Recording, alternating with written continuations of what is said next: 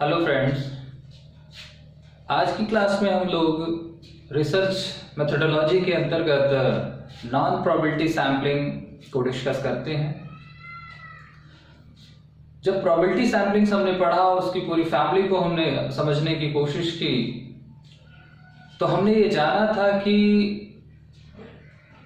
Probability samplings रैंडमाइजेशंस पर based होती हैं, अर्थात उसमें जितने भी हमने मेथड्स देखे थे कहीं ना कहीं उनमें रैंडमाइजेशंस था, चाहे वो सिंपल रैंडमाइजेशन रहा हो या स्ट्रेटिफाइड रहा हो या अनइक्वल या ब्लॉक, कहीं ना कहीं हमने कोई ना कोई एक रैंडमाइजेशंस के थ्रू ही हमने अपना रिक्वायर्ड सैंपल सेलेक्ट किया था। तो आज की क्लास जो बेस्ड होगी वो पूरी की पूरी जो अप्रायिकता या असंभाव्यता प्रतिदर्शन या प्रतिचयन परिवार है उस पर होगी, और हम वन बाय वन करके इस पूरे परिवार के एक एक सदस्य को समझने की कोशिश करेंगे और ये भी जानने की कोशिश करेंगे कि पर्टिकुलर किस मेथड को या किस सैम्पलिंग टेक्निक्स को हमें किस सिचुएशन में इस्तेमाल करना चाहिए या करना होता है। तो इस पूरे परिवार में मुख्यतः जो है वो 8 तरह के 8 एलिमेंट हैं यहां पर। अब इनमें से जो ये हमारे 4 मेथड हैं,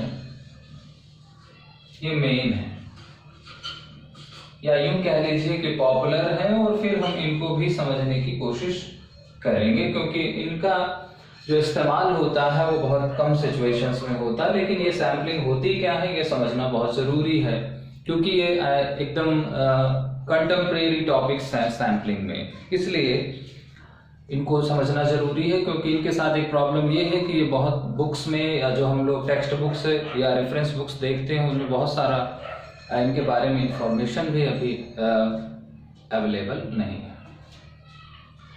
तो नॉन प्रोबेबिलिटी सैम्पलिंग्स क्या होती है, ये हम लोगों ने जब प्रोबेबिलिटी और नॉन प्रोबेबिलिटी के बीच डिफरेंशिएट किया था तभी हमने पढ़ा था, और ये जाना था कि प्रोबेबिलिटी सैम्पलिंग क्या होती है, जहां selection of sample units is known and calculative होता है, जहां पर किसी भी इकाई के चुने जाने की संभावना ज्ञात होती है, गणनीय होती है, तो वहां पर हम प्रोबेबिलिटी सैम्पलिंग इस्तेमाल होती है। और जब जनसंख्या के किसी भी इकाई के चुने जाने की जो पॉसिबिलिटी है या जो संभावना है वो अननोन होती है और नॉन कैलकुलेटिव होती है, तो उसे ही नॉन प्रोबेबिलिटी सैम्पलिंग कहते हैं। तो नॉन प्रोबेबिलिटी सैम्पलिंग क्या है? एक ऐसी सैम्पलिंग टेक्निक्स या एक ऐसा सैम्पलिंग परिवार जिसमें किसी भी इकाई के चुने जाने की जो संभावना है वो अज्ञात होती है और अगणनीय होती है। तो unknown probability and known and non-calculative probability of sample units। तो वहां पर बहुत सारी हमने विशेषताएं देखी थी। दूसरी बात, जो नॉन प्रोबेबिलिटी सैम्पलिंग्स होती हैं बेसिकली ये क्वालिटेटिव रिसर्च में ही एप्लीकेबल होती हैं, mostly used in a qualitative research. क्योंकि जब हमने प्रोबेबिलिटी एंड नॉन प्रोबेबिलिटी की बात की थी तो हमने देखा था कि जो हमारी प्रोबेबिलिटी सैम्पलिंग्स होती है वो कंक्लूसिव या क्वांटिटेटिव रिसर्च में, और जो नॉन प्रोबेबिलिटी सैम्पलिंग्स होती हैं वो एक्सप्लोरेटरी या क्वालिटेटिव रिसर्च में इस्तेमाल होती हैं। तो हम यहाँ पर एक चीज लिखेंगे, यहाँ पर एक चीज का ध्यान रखना है कि मोस्टली यूज इन एक्सप्लोर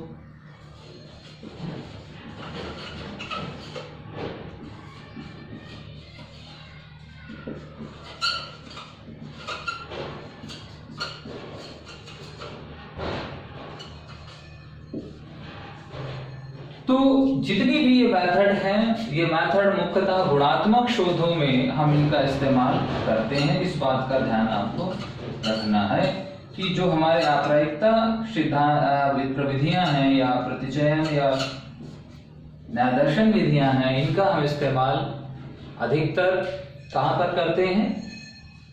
गुणात्मक शोधों में करते हैं, क्वालिटेटिव रिसर्चेज में होता है। जो सबसे मेन बात है इनके परिप्रेक्ष्य में वो ध्यान में रखना है।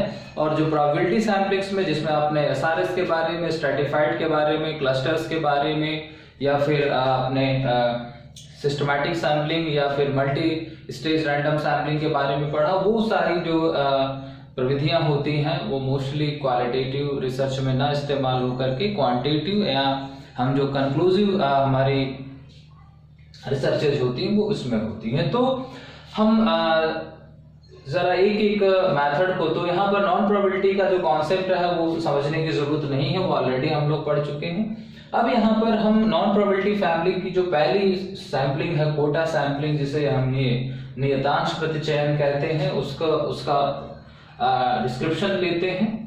वन बाय वन हम यहाँ पर इन सभी को लेने की कोशिश करेंगे। परपोजिव सैम्पलिंग या जजमेंटल सैम्पलिंग, इसी को हम सेलेक्टिव या सब्जेक्टिव सैम्पलिंग भी कहते हैं।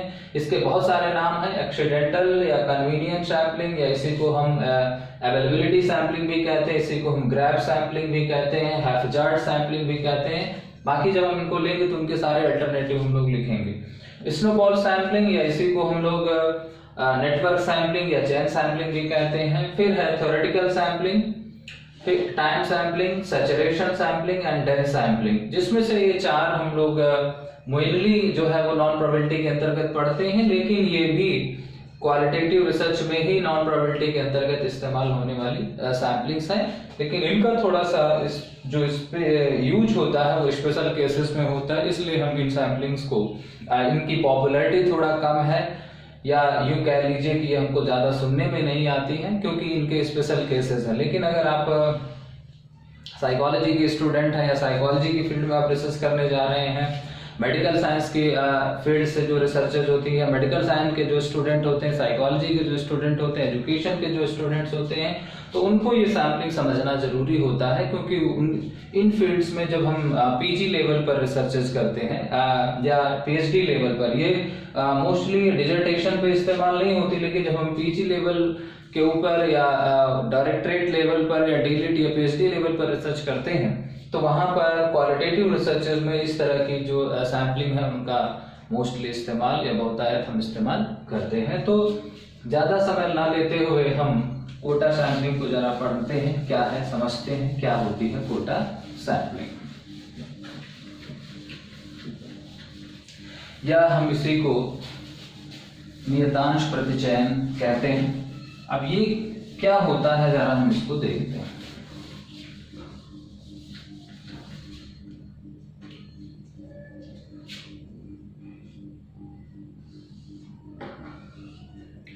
तो इसका जो अल्टरनेटिव नेम है वो हम जरा देख लें।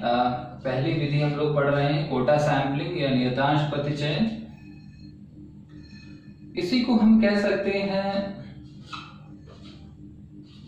Non random stratified.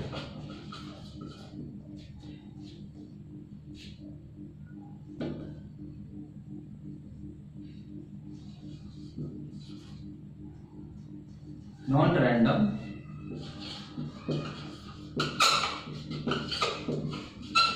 Stratified sampling इसको कहते हैं।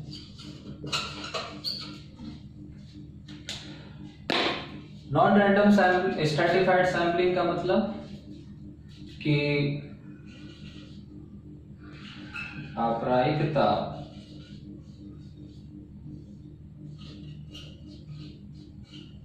स्तरित प्रतिदर्शन।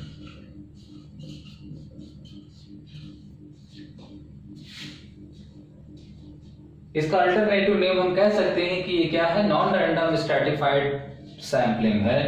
अब नॉन रैंडम स्ट्रैटिफाइड सैम्पलिंग का मतलब है कि non probabilistic form of stratified sampling है। अब इसके अल्टरनेटिव नेम से ही हमको बहुत कुछ समझ में आने लगा है। अब बात यहां पर आती है कि हम इस सैम्पलिंग का इस्तेमाल कब करते हैं। एक बात तो क्लियर है कि हम इस सैम्पलिंग का इस्तेमाल क्वालिटेटिव रिसर्चेज में ही मोस्टली करते हैं, लेकिन जब हम किसी पर्टिकुलर सैम्पलिंग की बात करते हैं तो सैम्पलिंग अप्लाई होती है, एप्लीकेबल होती है पॉपुलेशन पर, तो हमें पॉपुलेशन को समझना होता है। अब अगर कोटा सैम्पलिंग का रिलेशन स्ट्रैटिफाइड रैंडम सैम्पलिंग से है, तो जब हम लोगों ने स्ट्रैटिफाइड रैंडम सैम्पलिंग पढ़ा था तो वहां पर ये भी चीज हमने जानी थी कि स्ट्रैटिफाइड रैंडम सैम्पलिंग हम इस्तेमाल कहां करते हैं, याद है किसी को? तो हम वहां पर पॉपुलेशन को क्लासिफाई करते थे स्ट्रैटा में। और स्ट्रैटा हम क्यों बनाते थे? स्ट्रैटा हम इसलिए बनाते थे ताकि जो हेट्रोजेनिटी है पॉपुलेशन की, हम उसको होमोजेनिटी में कन्वर्ट कर सकें। अर्थात जो स्मॉल या एक मीडियम साइज की पॉपुलेशन है, हेट्रोजीनियस है, उस हेट्रोजीनियस पॉपुलेशन को हम होमोजीनियस स्ट्रैटा में कन्वर्ट कर लेते थे। तो स्ट्रैटिफिकेशन किस लिए हो रहा था? स्ट्रैटिफिकेशन हो रहा था पॉपुलेशन की विषमजातीयता को समजातीयता में रूपांतरित करने का या उसको परिवर्तित करने के लिए। तो इसका मतलब है कि कोटा सैम्पलिंग भी उसी पॉपुलेशन पर यूज होगी जो पॉपुलेशन हेट्रोजीनियस होगी। ठीक है। अब आप कहेंगे कि अगर हेट्रोजेनियस पॉपुलेशन के लिए stratified random sampling already available है, तो फिर कोटा सैम्पलिंग क्यों डेवलप की गई या क्यों हम इस्तेमाल करें? लेकिन स्ट्रैटिफाइड रैंडम सैम्पलिंग की जो आवश्यक शर्त थी उसमें केवल यही बात नहीं थी कि पॉपुलेशन हेट्रोजेनियस है। दूसरी शर्त थी वहां पर कि जब पॉपुलेशन का सैम्पलिंग फ्रेम कंप्लीटली अवेलेबल या पॉपुलेशंस के बारे में एक huge amount of information available, क्योंकि वहां पर जब हम स्ट्रैटिफिकेशन करते थे तो इस बात को समझा था कि पॉपुलेशन में जितने भी नंबर ऑफ यूनिट्स हैं उनका जब हम स्ट्रैटिफिकेशन करेंगे तो सभी स्ट्रैटा के इकाइयों का जो सम है वो कैपिटल N के बराबर होना चाहिए या होता है। और वो इसका मतलब है कि जहां पर जनसंख्या की प्रत्येक इकाई की पहचान हो सके, उसके बारे में सूचना उपलब्ध हो या उसकी गणना की जा सके। तो आप मान लीजिए पॉपुलेशन विषम जाति है लेकिन पॉपुलेशन के बारे में सूचना उपलब्ध नहीं है, या हम यूं कह लें कि पॉपुलेशन का सैम्पलिंग फ्रेम अवेलेबल नहीं है, तो क्या हम स्ट्रैटिफाइड रैंडम सैम्पलिंग इस्तेमाल कर पाएंगे? नहीं कर पाएंगे। तो समझ में आ रहा ना स्ट्रैटिफाइड और कोटा, क्योंकि बहुत कंफ्यूजन होता है कि हम स्ट्रैटिफाइड कहां करें और कोटा कहां करें, क्योंकि दोनों का जो स्ट्रक्चर है वो लगभग सेम है। अंतर समझ में आना चाहिए। अंतर सिर्फ इतना है कि हम स्ट्रैटिफाइड रैंडम सैम्पलिंग वहां पर इस्तेमाल करते हैं जहां पॉपुलेशन विषम जातीय हो लेकिन पॉपुलेशंस का सैम्पलिंग फ्रेम अवेलेबल हो, अर्थात पॉपुलेशंस के बारे में एक क्लियर इंफॉर्मेशन अवेलेबल हो या पॉपुलेशंस के हर इकाई के बारे में एक स्पष्ट पहचान हो या उसका आइडेंटिफिकेशन किया जा सके। लेकिन अगर ऐसा नहीं है तो फिर हम क्या करेंगे? क्या हम स्ट्रैटिफाइड कर पाएंगे या फिर क्या और दूसरी कोई सैम्पलिंग है जो इस तरह की पॉपुलेशन पर एप्लीकेबल हो जाए? नहीं। और चलिए एक सेकंड के लिए हम मान भी लेते हैं कि पॉपुलेशन हेट्रोजीनियस है और पॉपुलेशन का जो सैम्पलिंग फ्रेम है वो भी अवेलेबल है, लेकिन हमारे पास टाइम और बजट नहीं है, तब हम क्या करेंगे? क्योंकि स्ट्रैटिफाइड रैंडम सैम्पलिंग में तो रैंडमाइजेशन होगा तो वो टाइम टेकिंग प्रोसेस होगी, पैसा भी ज्यादा लगेगा, एक्सपेंसिव मेथड है। लेकिन हमारे पास समय और पैसे की सीमा है, हमारे पास सीमित समय है और सीमित पैसा है, तो क्या हम स्ट्रैटिफाइड कर पाएंगे? बिल्कुल नहीं कर पाएंगे। तो हम कोटा सैम्पलिंग का इस्तेमाल कब करते हैं या हमें कब करना है? दो परिस्थितियां हैं, ध्यान रखें कि जब जनसंख्या समजातीय हो लेकिन जब जनसंख्या विषम जाती हो, हेट्रोजीनियस हो, लेकिन सैम्पलिंग फ्रेम अवेलेबल ना हो, और दूसरी बात, या फिर हमें बहुत क्विक सैम्पलिंग करनी हो, अर्थात लिमिटेड टाइम एंड मनी हो, तो हम कोटा सैम्पलिंग इस्तेमाल करेंगे। तो हम इस सैम्पलिंग को इस्तेमाल कब करते हैं? यूज टू, कब इस्तेमाल करेंगे? पहला point, when population is a heterogeneous, small,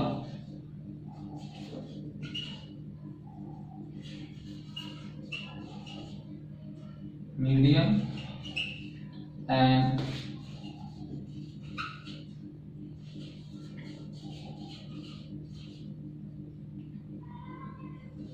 heterogeneous nature,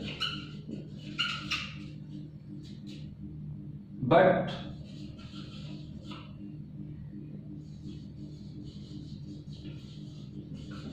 sampling frame is not available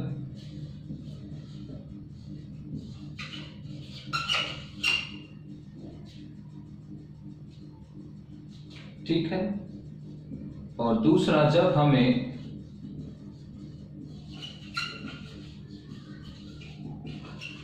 quick sampling करनी हो, कब? हेट्रोजीनियस पॉपुलेशन के समय। हेट्रोजीनियस में क्विक सैम्पलिंग करनी हो, अर्थात जब हमारे पास लिमिटेड टाइम एंड बजट हो। तो ये दो परिस्थितियां हैं जब हमें कोटा सैम्पलिंग इस्तेमाल करनी है।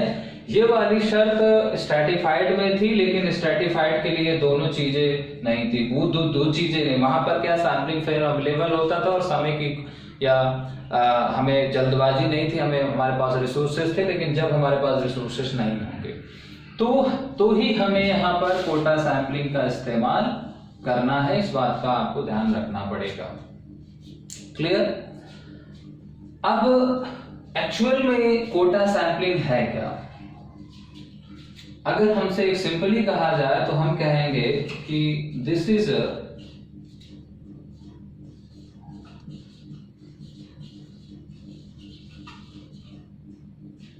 Non probability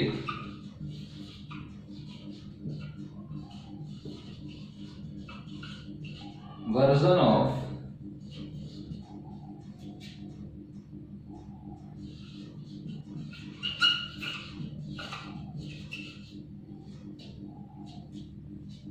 stratified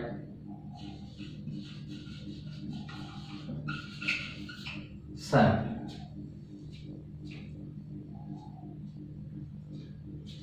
This is a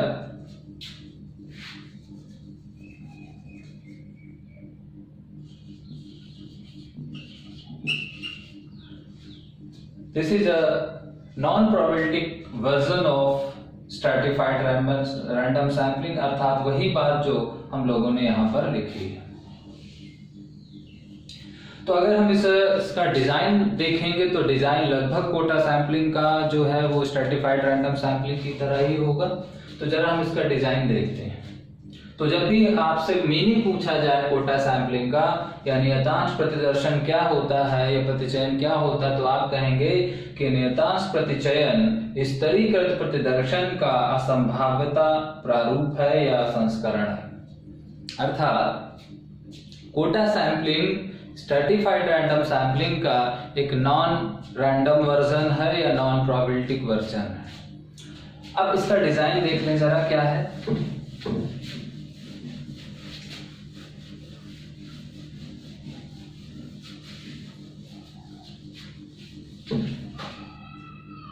अगर हम इसके डिजाइन के बारे में बात करें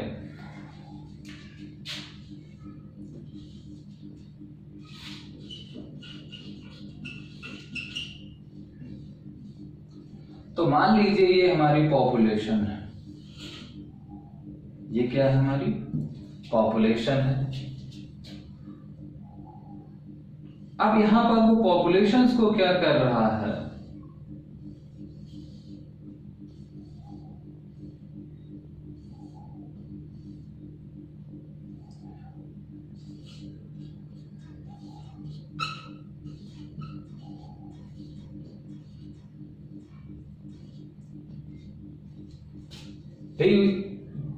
स्ट्रेटिफाइड रैंडम सैम्पलिंग में क्या करता था researcher, before the researcher classify the heterogeneous population into strata before the applying sampling process. तो यहां पर भी सैम्पलिंग करने से पहले ये जो पॉपुलेशन है, और ये पॉपुलेशन कैसी है, हेटेरोजेनियस है।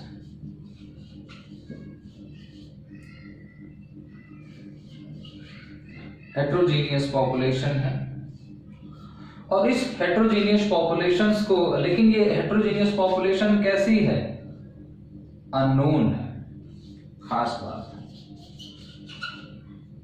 या अननोन की जगह हम इसको कह सकते हैं इनफाइनाइट।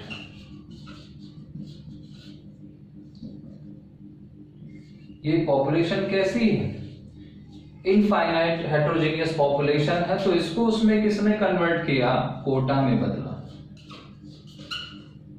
ठीक है। अब नॉन प्रोबेबिलिटी वर्जन है, तो इसका मतलब है कि यहां पर वो जो लोगों को लेगा, यानी यहां पर उसने सैंपल निकाला, लेकिन ये सैंपल कैसे आएगा, यहां पर लोगों का जो चयन होगा वो डायरेक्टली होगा,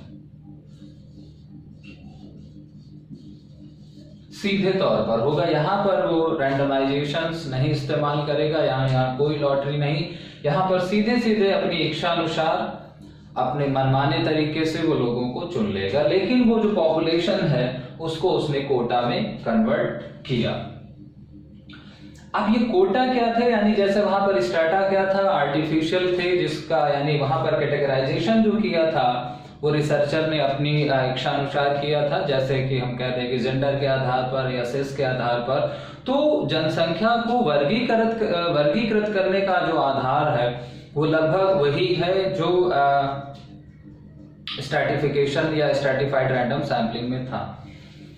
अब यहां पर आपके मन में एक सवाल आ रहा होगा कि जब हम एक विषम जातीय जनसंख्या को स्ट्रेटा में बदलते हैं और उसी को इस तरह क्लासिफाई करते हैं, तो कभी हम उसको स्ट्रेटा कह देते हैं, कभी हम उसको कोटा कह देते हैं, कभी हम उसको क्लस्टर कह देते हैं। तो स्ट्रैटिफाइड और कोटा में अंतर क्या है, या और दोनों में सिमिलरिटी क्या है? तो ध्यान रखें कि कोटा भी क्या है, एक आर्टिफिशियल सब ग्रुप है पॉपुलेशन का, और स्ट्रेटा भी एक आर्टिफिशियल सब ग्रुप है। दोनों में पहली सिमिलरिटी दोनों की क्या है कि दोनों ही आर्टिफिशियल है। दूसरा, कोटा भी स्ट्रेटा की तरह क्या होता है, इंटरनली होमोजीनियस होता है और एक्सटर्नली हेट्रोजीनियस, यानी हेयर। कोटा क्या होंगे, कोटा इज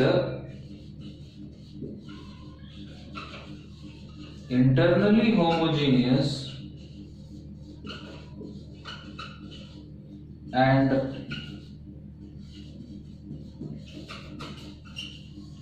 externally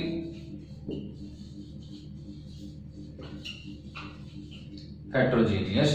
तो सेम है, लेकिन अंतर क्या है?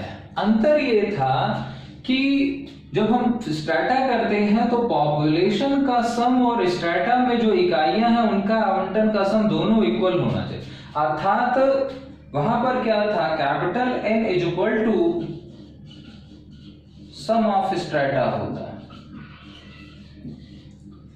लेकिन यहां पर क्या है,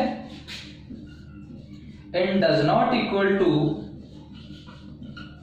सम ऑफ कोटा। तो कोटा का मतलब है लमसम, कोटा का मतलब है लमसम, क्योंकि जब ये इनफाइनाइट है या ये अननोन है, अननोन ना कह के अनकाउंटेबल कह दीजिए, जब पॉपुलेशन हमारी अनकाउंटेबल है तो हम कैसे टैली कर पाए कि हमारा कैपिटल एन और जो हमारा सम ऑफ कोटा है वो इक्वल हो जाए। तो बाय नेचर दोनों सेम है, क्योंकि दोनों ही आर्टिफिशियल होते हैं, दोनों का जो निर्माण होता है वो एक ही सिद्धांत पर होता है। रिसर्चर की अपनी रिक्वायरमेंट्स या रिसर्चर की अपनी इच्छा अनुसार कि वो किस नेचर ऑफ पॉपुलेशन कह दीजिए या पॉपुलेशन कैरेक्टरिस्टिक्स कह दीजिए, तो दोनों ही कोटा और स्ट्रेटा का निर्माण कैरेक्टरिस्टिक्स ऑफ पॉपुलेशन के रेफरेंस में होता है। दोनों ही artificial sub groups of population कहलाते हैं, दोनों ही internally homogeneous and externally heterogeneous होते हैं। बस अंतर क्या है कि जब हम स्ट्रेटा की बात करते हैं तो सम ऑफ स्ट्रेटा यूनिट्स और पॉपुलेशन का जो कैपिटल एन है वो इक्वल होता है, अर्थात जनसंख्या की प्रत्येक इकाई का आवंटन किसी न किसी स्ट्रेटा में होता है, और आवंटन के साथ साथ कोई भी इकाई किसी एक स्ट्रेटा में ही रहती है, किसी भी इकाई का एक दूसरे के स्ट्रेटा में जो है ओवरलैपिंग नहीं होता। लेकिन यहाँ पर क्या है, ऐसा नहीं होता, इसलिए यहाँ पर ये जो एन और कोटा का टोटल है वो हमको पता नहीं चलता, और यहाँ जब पता नहीं चलता तो यहाँ पर एक कोटा यानी एक लमसम व्यवस्था होती है, और हो सकता है कि कोई यूनिट जो है वो एक से अधिक कोटा में भी ओवरलैप कर जाए। तो पहली चीज समझ में आई कोटा और स्ट्रेटा में के मीनिंग में समझ में आया, दोनों में कोटा और स्ट्रेटा के मीनिंग में सिमिलरिटी और जो डिफरेंसेस है उनको जानना बहुत जरूरी। सिमिलरिटी क्या है कि दोनों ही आर्टिफिशियल सब ग्रुप्स हैं, दोनों का ही जो क्लासिफिकेशन या निर्माण होता है वो कैरेक्टरिस्टिक्स ऑफ पॉपुलेशन पर होता है, दोनों ही internally homogeneous and externally heterogeneous होते हैं। लेकिन डिफरेंस क्या है, डिफरेंस ये होता है कि स्ट्रेटा का जो स्ट्रेटा यूनिट्स का सम पॉपुलेशन साइज के इक्वल होता है, लेकिन सम ऑफ कोटा जो है वो पॉपुलेशन साइज के इक्वल नहीं होता है, क्योंकि हम ये सैम्पलिंग ही तब इस्तेमाल करते हैं जब हमको पॉपुलेशंस के बारे में इंफॉर्मेशन अवेलेबल नहीं है या सैम्पलिंग फ्रेम हमारे पास अवेलेबल नहीं होता, तो यहाँ पर पता ही नहीं चल सकता, तो इसमें अंतर हो सकता है। दूसरी बात कि जब वहां पर हम स्ट्रेटा डिवीजन कर लेते थे तो स्ट्रेटा के बाद फिर हर स्तर से हम रैंडमली लोगों को चुन रहे थे, हर स्ट्रेटा से रैंडमली हमने लोगों को चुना। यहां पर हम क्या करेंगे, रैंडमली चुनते नहीं है बल्कि हम यहां डायरेक्टली सिलेक्शन करते हैं, क्योंकि हमें पास टाइम नहीं है या हमें बहुत जल्दी सैंपलिंग कंप्लीट करनी है, तो हमने डायरेक्टली उसको सेलेक्ट कर लिया। तो यहां तक मतलब समझ में आया डिजाइन का। अब वहां पर जो हमारी स्ट्रैटिफाइड रैंडम सैंपलिंग की थी वो दो टाइप्स की थी, एक प्रोपोर्शनल सैंपलिंग थी और एक अनप्रोपोर्शनल या डिसप्रोपोर्शनल थी। तो इसी तरीके से जो हमारी कोटा सैंपलिंग है वो कोटा सैंपलिंग भी दो तरीके की होती है। अब वो दो तरीके क्या हैं? कोटा सैंपलिंग दो प्रकार की होती है,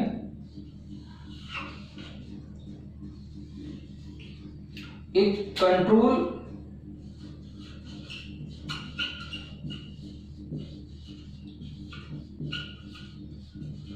कोटा सैंपलिंग और एक uncontrolled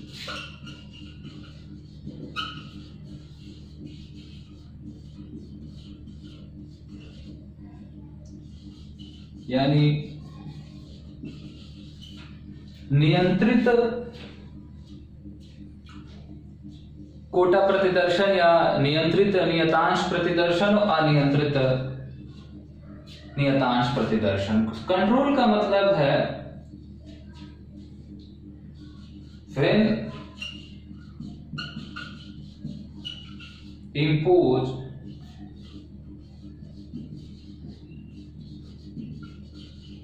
restrictions on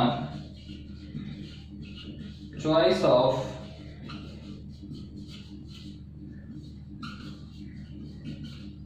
sample units, और यहां पर when does not impose any restriction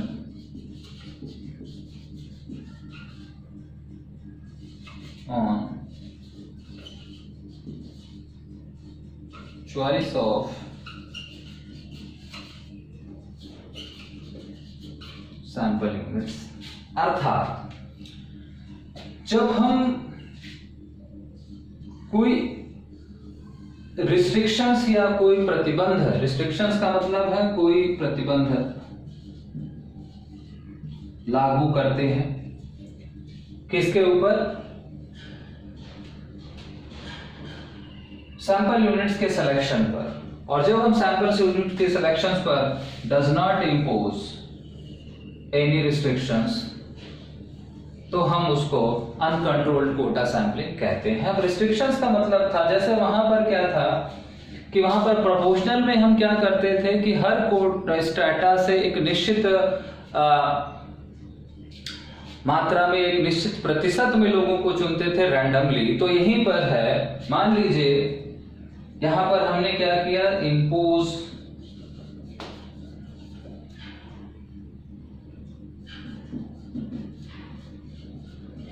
fix percentage of selection on each quota, कि मान लीजिए कि हमें हर कोटे से 5% लोगों को, या किसी से 5, किसी से 6, किसी से 7, तो जब हमने कोई रिस्ट्रिक्शंस कर दी, यानी ये जस्ट उसी तरह से सिमिलर है जैसे हम लोगों ने स्ट्रैटिफाइड रैंडम सैम्पलिंग में प्रोपोर्शनल सैम्पलिंग को पढ़ा था। क्योंकि प्रोपोर्शनल सैम्पलिंग में एक कंट्रोल, एक रिस्ट्रिक्शंस थी कि भाई जिस अनुपात में कोटा के अंदर इकाइयां हैं उसी अनुपात में ही हम लोगों को इकाइयों को रैंडमली सेलेक्ट करते थे। तो यहाँ पर परसेंटेज का एक फिक्स परसेंटेज हमने अप्लाई कर दिया है, तो वो हमारा क्या बन गया, एक कंट्रोल्ड कोटा सैम्पलिंग बन गया। बाकी जब परसेंटेज 5% हमने अप्लाई किया, लेकिन हम सिलेक्शन कैसे करेंगे, सिलेक्शन हम यहाँ पर डायरेक्टली ही करेंगे या डेलिबरेटली ही करेंगे या आर्बिट्रेरी मोड से ही सिलेक्शन होगा। और ये बात केवल और केवल कोटा सैम्पलिंग में नहीं है, जितनी भी हो सकता है कि हमारी चर्चा में वर्ड बार बार ना आ पाए, लेकिन आपको इस बात को अंडरस्टूड रखना है कि पूरी की पूरी जो नॉन रैंडम फैमिली है या पूरी की पूरी जो नॉन प्रोबेबिलिस्टिक सैम्पलिंग है, इसमें जितने भी मेथड्स हम डिस्कस करेंगे, किसी भी मेथड में किसी भी स्तर पर रैंडमाइजेशंस का इस्तेमाल नहीं होगा, क्योंकि अगर रैंडमाइजेशन आ जाएगा तो फिर इसका परिवार ही चेंज होगा। तो चाहे हम इस बात को उल्लेखित करें या ना करें, इस बात को आपको सदा संज्ञान में रखना है कि आपरायिकता प्रतिदर्शन की जितनी भी विधियां हैं, हर विधि में जो इकाइयों का जनसंख्या से चयन होगा वो मनमाने ढंग से होगा, आर्बिट्रेरी मोड से होगा या डायरेक्टली होगा, प्रत्यक्षता होगा। क्लियर? तो कोटा सैंपलिंग समझ में आई, कोटा सैंपलिंग के दोनों रूप समझ में आए। कोटा सैंपलिंग क्या है? Quota sampling stratified random sampling का एक नॉन प्रोबेबिलिस्टिक वर्जन है या नॉन प्रोबेबिलिस्टिक फॉर्म है, इसीलिए हम इसको नॉन रैंडम स्ट्रैटिफाइड सैंपलिंग भी कहते हैं। दूसरा, कोटा क्या है? कोटा जनसंख्या का एक वर्गीकृत सब ग्रुप है जो आंतरिक रूप से समजातीय और बाह्य रूप से विषम जातीय होते हैं, लेकिन कोटा की सभी इकाइयों का योगफल जनसंख्या के योगफल के बराबर नहीं होता। अर्थात इस विधि में जनसंख्या की सभी इकाइयों का स्पष्ट वितरण या विभाजन संभव नहीं होता है, क्योंकि ये उसी जनसंख्या पर लागू की जाती है जहां पर जनसंख्या जो है वो अज्ञात होती है या अनकाउंटेबल होती है। क्लियर? कंट्रोल कोटा सैंपलिंग, जिसमें किसी भी कोटा से इकाइयों को चुनने के लिए कोई प्रतिबंध, जरूरी नहीं कि वो परसेंटेज का ही हो, किसी और तरह का कोई रिस्ट्रिक्शंस अगर हम अलाउ करते हैं तो उसे हम कंट्रोल कोटा सैंपलिंग कहेंगे। और जब किसी भी तरह का रिस्ट्रिक्शंस रिसर्चर पर नहीं होता है या नहीं अप्लाई किया जाता है या इम्पोज किया जाता है या लागू किया जाता है कोटा से प्रतिदर्शों को चुनने के लिए, तो उसे अनकंट्रोल्ड कोटा सैंपलिंग कहते हैं। एक बात का ध्यान रखना है कि जिस तरीके से स्ट्रैटिफाइड रैंडम सैंपलिंग में सैंपलिंग प्रोसेस के पहले ही जनसंख्या का वर्गीकरण होता है, विषम जातीय जनसंख्या का स्ट्रेटा में या स्तरों में विभाजन होता है, ठीक उसी तरीके से इस मेथड में भी जनसंख्या को सैम्पलिंग के पहले, सैम्पलिंग प्रोसेस अप्लाई करने से पहले ही जनसंख्या को कोटा में या नियतांशों में हम वर्गीकृत कर लेते हैं। अब आप को अंतर समझ में आ रहा होगा कोटा सैम्पलिंग और स्ट्रैटिफाइड रैंडम सैम्पलिंग में। बहुत सारे डिफरेंसेस की हम लोगों ने चर्चा की है, लेकिन और भी कई सारे बिंदु हैं जो इन दोनों ही सैम्पलिंग में डिफरेंस है। तो हम जरा इन दोनों सैम्पलिंग के बीच के डिफरेंसेस की भी चर्चा करते हैं कि ये क्या होता है।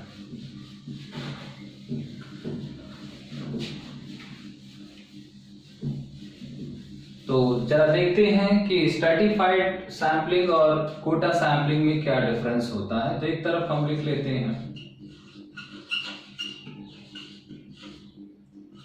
Stratified sampling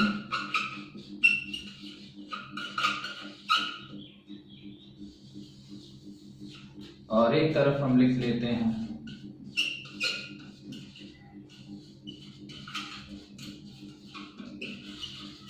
Kota sampling. अब जरा इनके बीच के डिफरेंस की बात कर लें हम लोग फॉर्मली। तो पहला अंतर तो यही समझ में आ रहा है कि ये क्या है, स्ट्रैटिफाइड रैंडम सैम्पलिंग क्या है, एक रैंडम सैम्पलिंग है। ये क्या है, रैंडम मेथड है, ये कह लीजिए। और जो हमारा कोटा सैम्पलिंग है ये क्या है, एक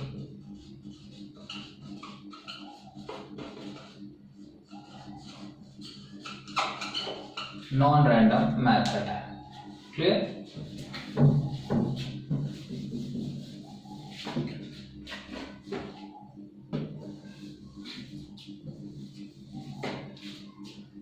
चलिए दूसरी बात है यहां पर कि इस मेथड में जो पॉपुलेशन है, पॉपुलेशन इज क्लासिफाइड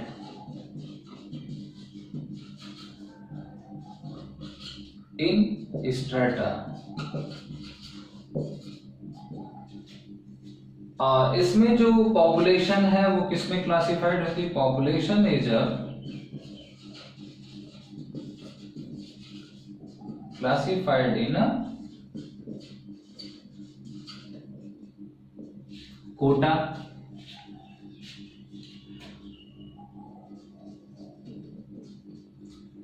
अब स्ट्रेटा और कोटा में अंतर समझ में आ रहा था। सिमिलरिटी और डिसिमिलरिटीज भी हमने बताई थी। हमने कहा था कि दोनों ही क्या है, आर्टिफिशियल सब ग्रुप्स है, दोनों ही internally homogeneous and externally heterogeneous हैं। लेकिन डिफरेंस क्या है, डिफरेंस ये है कि स्ट्रेटा का जो सम है वो पॉपुलेशन साइज के इक्वल होता है, और लेकिन जो कोटा का सम है उससे पॉपुलेशन साइज के बारे में कोई अंदाजा नहीं लगता है। क्यों? क्योंकि ये फाइनाइट पॉपुलेशन पर एप्लीकेबल होती है ये मेथड, और ये इनफाइनाइट होता है या अनकाउंटेबल होता है तब होता है, इसलिए ये चीज नहीं हो पाती। तीसरी बात यहां पर क्या है कि सैम्पलिंग फ्रेम is required। इसके लिए सैम्पलिंग फ्रेम की जरूरत होती है, और इसके लिए sampling frame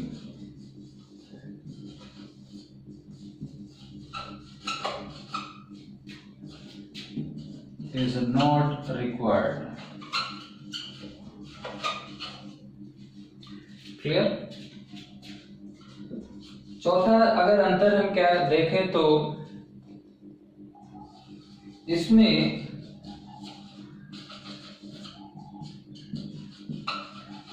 sampling error is estimated.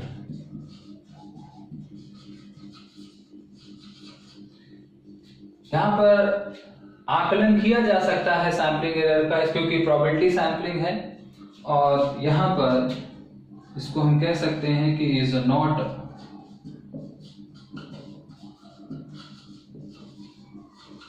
Estimated. Sampling frame का आकलन नहीं किया जा सकता। ये जो मेथड है, ये मेथड क्या करता है, reduce the sampling error.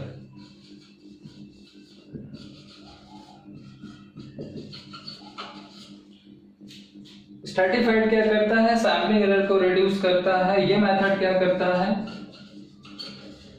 Reduce the cost of sampling, क्योंकि ये क्विक है मेथड और ये क्या है, लॉन्ग मेथड है। अगर इसके अलावा हम और मेथड देखें तो इसमें अगर ये रैंडमाइजेशन है या नॉन रैंडमाइजेशन मेथड है, इसका मतलब है कि इसमें हम क्या करते हैं,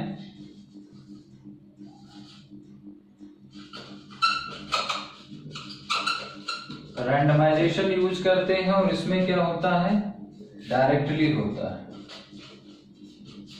इस चीज को ध्यान रखें, नॉन रैंडम मेथड का मतलब डायरेक्टली वहां पर लोगों को चुनते हैं। दूसरी बात यहाँ पर जो सैम्पलिंग बायस है,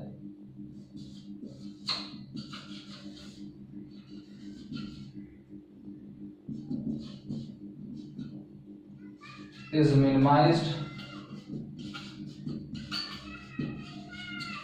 चूंकि रैंडमाइजेशन है इसलिए मिनिमाइज्ड हो जाएगी सैम्पलिंग बायस। और ये क्या है, इज नॉट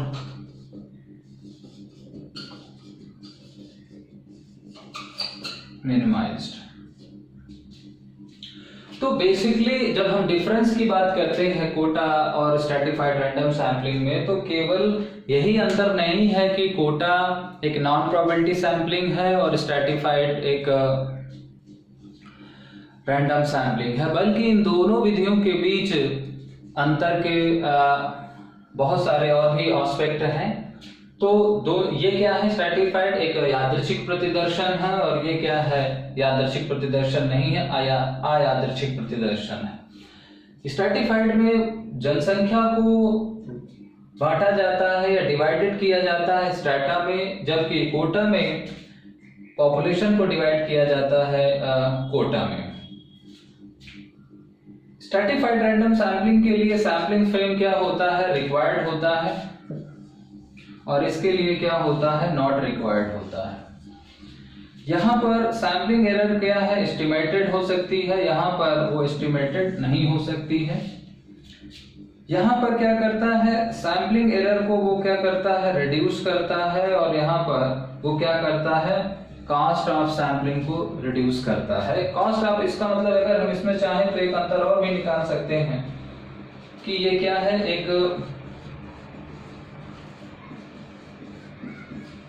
कॉस्टली मेथड है और ये क्या है, एक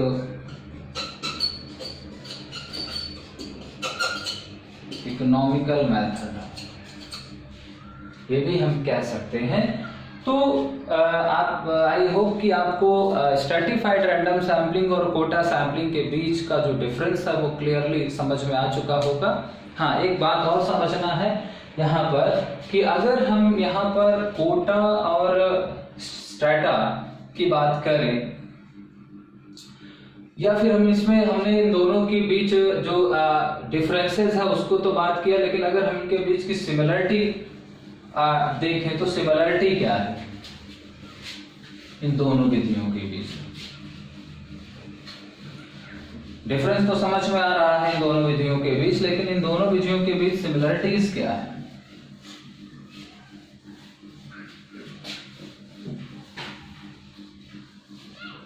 तो अगर हम यहां पर बात करें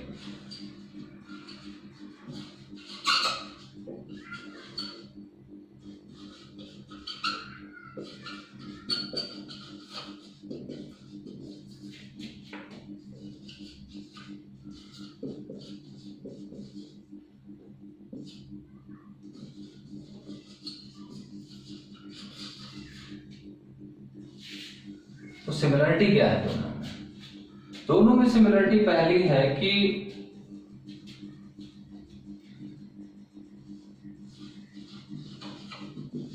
classify the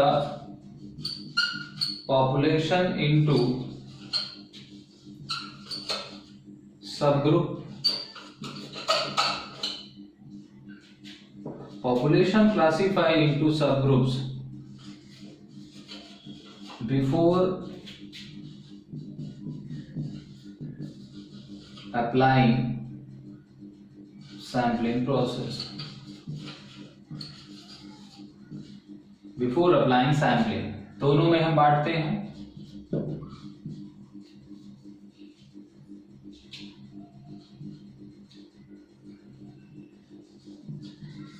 Both methods are used in heterogeneous population.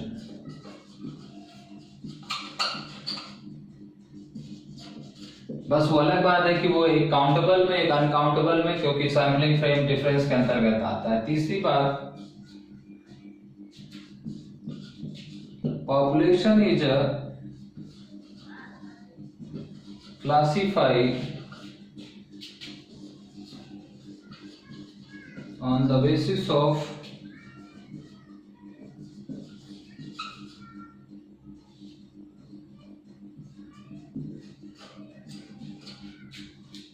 population characteristics. दोनों में जनसंख्या की विशेषताओं के आधार पर, यानी age age, gender, sex, locality, stream के आधार पर बांटा जाता है. अर्थात हम ये कह सकते हैं कि strata and quota both are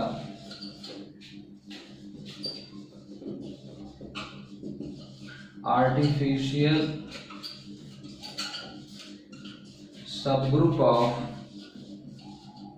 population. तो ये कुछ एस्पेक्ट हैं इन दोनों विधियों के बीच समानता के.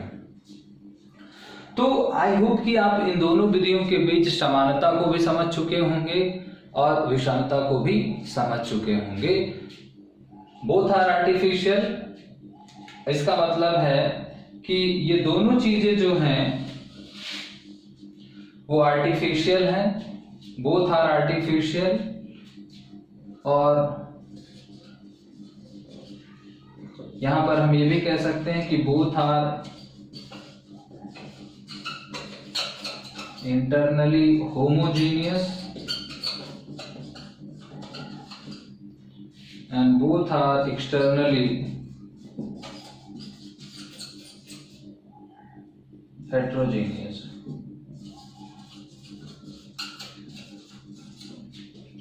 तो ये बात भी आपको यहाँ पर ध्यान में रखनी है.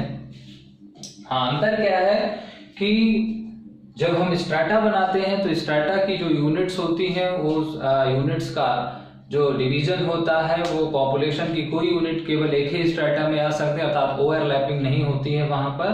इसीलिए जो वहां पर सम ऑफ स्ट्रैटा है वो बहुत स्पष्ट होता है, और जो सम ऑफ स्ट्रैटा होता है वो पॉपुलेशन साइज या कैपिटल एन के इक्वल होता है. यहाँ पर जब हम कोटा की बात करते हैं तो कोटा लगभग या लमसम्स के फॉर्म में होता है, क्योंकि जनसंख्या की सारी इकाइयां जो है वो चिन्हित नहीं होती हैं, और चिन्हित ना होने की वजह से ही हम स्ट्रैटिफाइड रैंडम सैम्पलिंग को छोड़ करके कोटा सैम्पलिंग को यूज कर रहे होते हैं. तो नॉन प्रोबेबिलिटी सैम्पलिंग का जो ये पहला मेथड है वो आपको समझ में आया कि हम इसको कब इस्तेमाल करते हैं. हम इसको पैरेलल स्ट्रैटिफाइड के एक विकल्प के रूप में इस्तेमाल करते हैं. जब हम स्ट्रैटिफाइड रैंडम सैम्पलिंग इस्तेमाल करने की स्थिति में नहीं होते हैं, हम तभी कोटा सैम्पलिंग के इस्तेमाल करने की बात करते हैं. और फिर इसका जो इंटरनल मैकेनिज्म है वो लगभग स्ट्रैटिफाइड रैंडम सैम्पलिंग के जैसा ही है, बस वहां पर वो प्रोपोर्शनल एंड नॉन प्रोपोर्शनल में थी, यहाँ पर ये कंट्रोल एंड अनकंट्रोल्ड फॉर्म में थी. इसके अलावा जो स्ट्रैटिफाइड में है वो स्ट्रैटा से या इकाइयों का जो चयन होता है वो रैंडमली होता है या यादृच्छिककरण से होता है. यहाँ पर आर्बिट्रेरी या डायरेक्टली होता है, सीधे तौर पर होता है. यहाँ पर रैंडमाइजेशन कहीं भी इस्तेमाल नहीं होता। ये मुख्य बातें हैं। इसके अलावा भी समानता और विषमता के कई सारे पक्ष हैं जिनको आपको याद रखना है, दिमाग में रखना है। तो इन सारी चीज़ों को शॉर्ट फॉर्म में नोट डाउन करके रखिएगा। आज की क्लास में इतना ही रखते हैं। अगली क्लास पर हम लोग परपोजिव सैम्पलिंग या जिसको हम जजमेंटल सैम्पलिंग भी कहते हैं और उसके बहुत सारे और भी नाम हैं, सब्जेक्टिव सैम्पलिंग, सेलेक्टिव टेक्निक्स या सेलेक्टिव सैम्पलिंग, डेलिब्रेट सैम्पलिंग, उसको हम समझने की कोशिश करेंगे। तो गाइज आज के टॉपिक में जो भी आपके क्वेरीज हों, डाउट्स हों, वो आप ज़रूर पूछिएगा। साथ ही आप अपने सजेशंस भी मैसेज बॉक्स में दे सकते हैं। आप अपनी क्वेरीज को भी सजेशंस बॉक्स में या कमेंट्स बॉक्स में राइट डाउन कर सकते हैं। We are trying to solve your queries in a next upcoming classes. So thank you so much for watching this video. Take care. Bye bye.